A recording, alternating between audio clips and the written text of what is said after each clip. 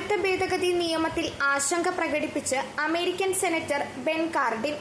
റമദാൻ മാസത്തിൽ ഇതുമായി മുന്നോട്ടു പോകുമ്പോൾ കാര്യങ്ങൾ കൂടുതൽ വഷളാകുമെന്നും അദ്ദേഹം പറഞ്ഞു. ഇന്ത്യയുടെയും യുഎസിന്റെയും ബന്ധം ശക്തമാകുമ്പോൾ തന്നെ ഇരു രാജ്യങ്ങളുടെയും സഹകരണം മതം പരിഗണിക്കാതെ എല്ലാ മനുഷ്യാവകാശങ്ങളെയും സംരക്ഷിക്കുക എന്ന മൂല്യത്തിൽ ഊന്നിയുള്ളതാണ്. മുസ്ലിം സമുദായത്തിനു മേൽ നിയമമേൽപ്പിക്കുന്ന പ്രത്യാഘാതങ്ങൾ കനത്തതായിരിക്കുമെന്നും യുഎസ് വിദേശകാര്യ സമിതി അധ്യക്ഷൻ കൂടിയായ ബെൻ പറയുന്നു. വിവാദമായ 2019 പൗരത്വ ഭേദഗതി നിയമം നടപ്പിലാക്കാൻ ഇന്ത്യൻ സർക്കാർ വിജ്ഞാപനം ഇറക്കിയതിൽ ഞാൻ വളരെയധികം ആശങ്കാകുലനാണ്.